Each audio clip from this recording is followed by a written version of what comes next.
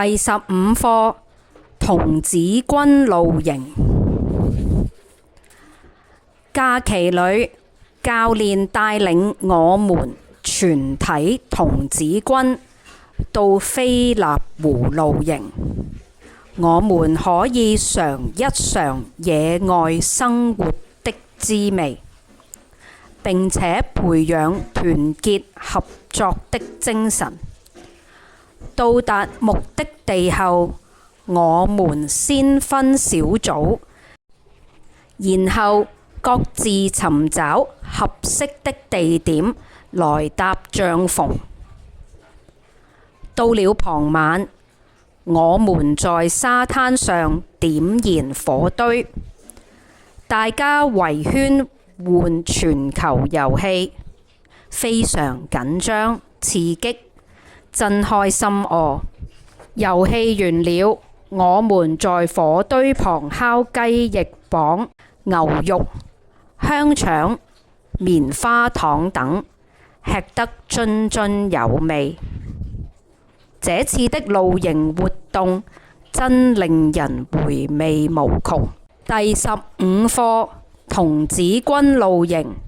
生字詞語： 1. 童子軍 2. 露營 3. 教練 4. 帶領 5. 全體 6. 滋味 7. 嘗 8. 野外 9.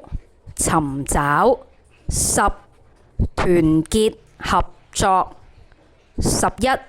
到達 12. 目的地 13. 小組 14. 合適 15. 搭帳篷 16. 傍晚 17. 點燃 18. 火堆 19. 圍圈 20. 緊張 21. 刺激 22. 烤 23. 津津有味 24. 令 25. 回味無窮 26. 雞翼膀 27. 香腸 28. 棉花糖